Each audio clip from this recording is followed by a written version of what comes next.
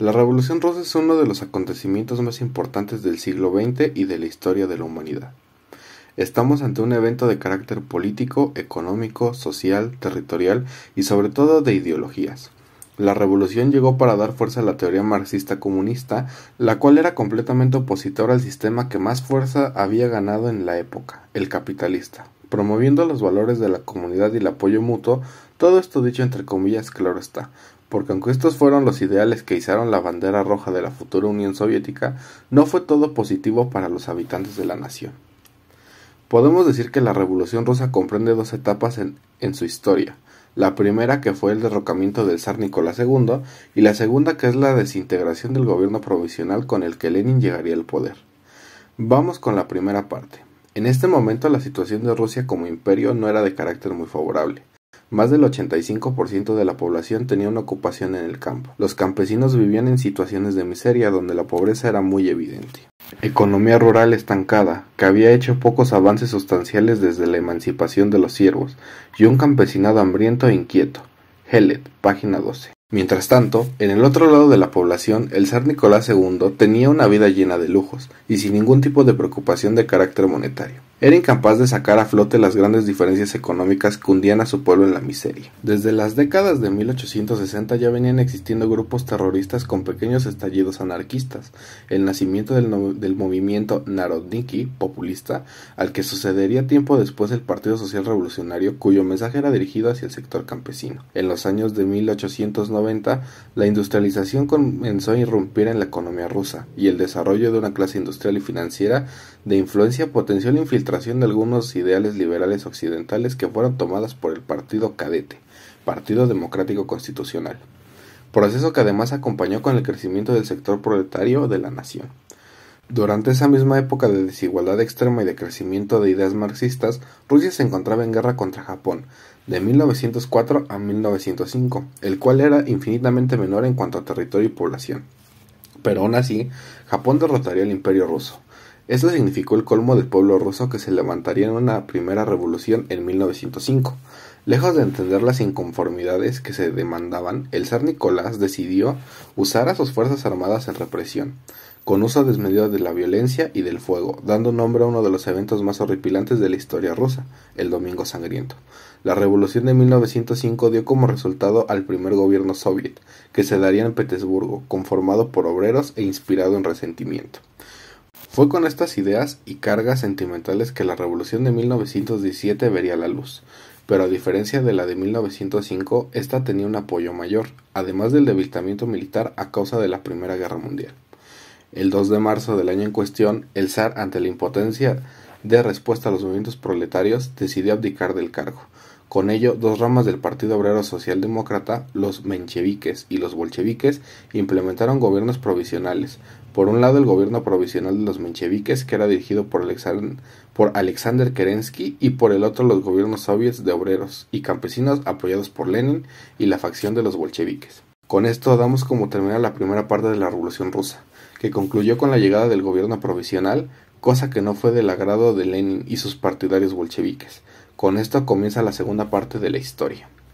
Los mencheviques creían que el fenómeno que acababa de ocurrir era una revolución burguesa rusa, que establecería un régimen democrático burgués, similar o idéntico al modelo occidental.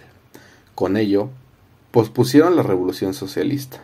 Los dos primeros dirigentes de los bolcheviques, Kamenev y Stalin, compartían las mismas ideas de los mencheviques, pues pensaban que debían dar el apoyo de manera incondicional al nuevo gobierno provisional.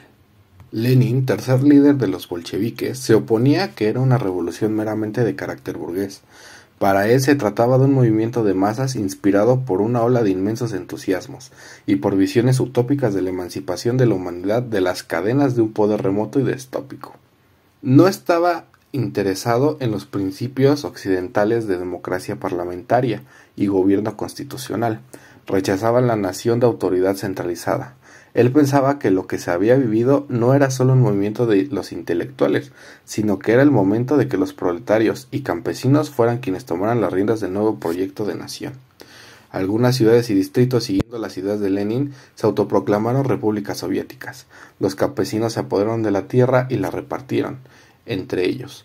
Por otro lado, en las unidades militares se eligieron comités de soldados que pedían la elección de los oficiales y desafiaban su autoridad.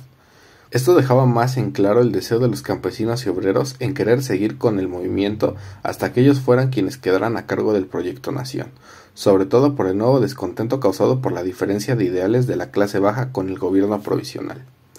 El gobierno provisional y los soviets no eran aliados, sino antagonistas que representaban a clases diferentes. Hallett, página 15.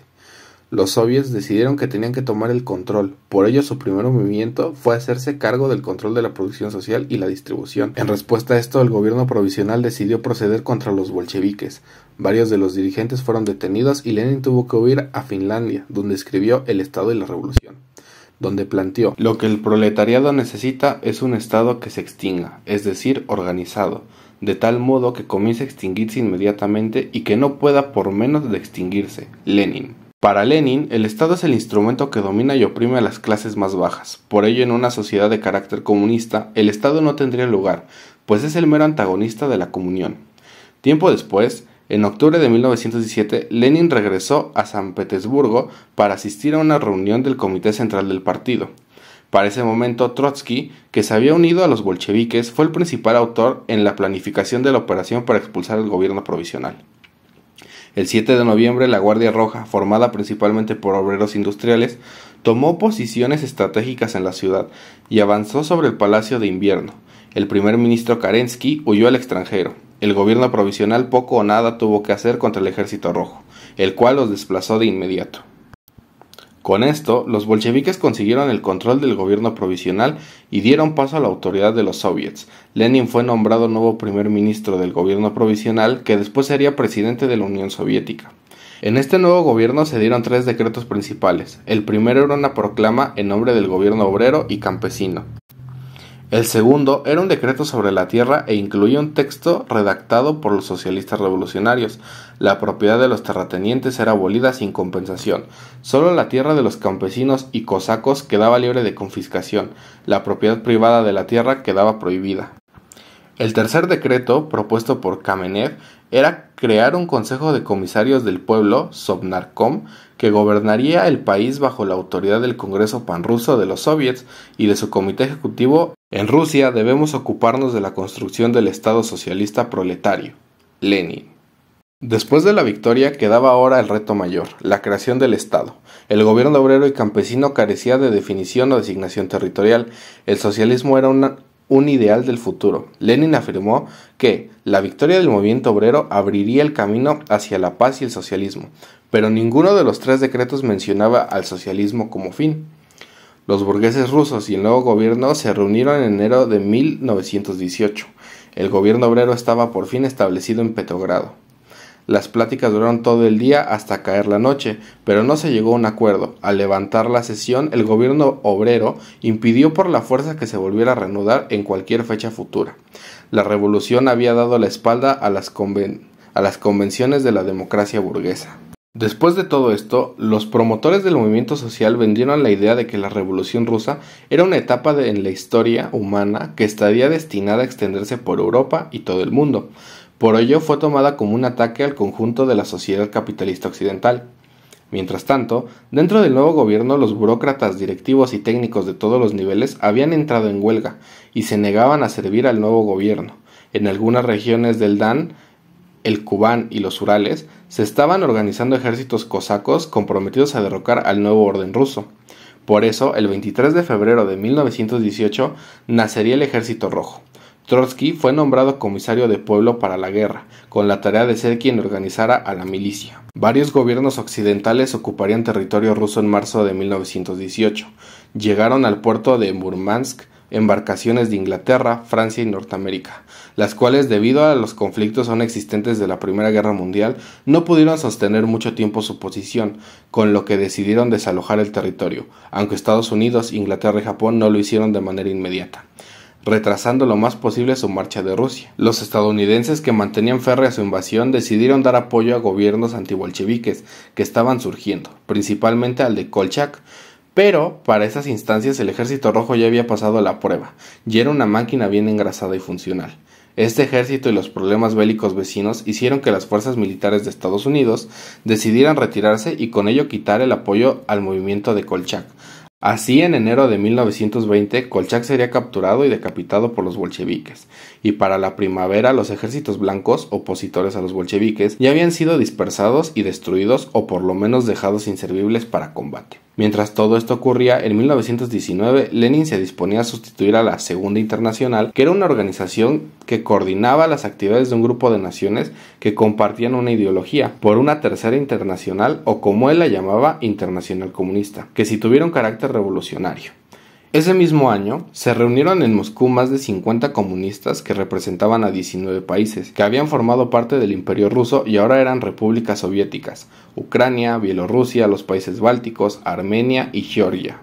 Esta parte es la antecesora y el inicio de la que después, en 1922, sería la unión y creación de la URSS, y con ello uno de los gobiernos más fuertes, influyentes y poderosos del siglo XX. La mayor consecuencia de este movimiento sería una competencia entre la URSS, representante de un Estado socialista, y de Estados Unidos, representante del capitalismo, por ver cuál de los dos tenía el modelo más efectivo.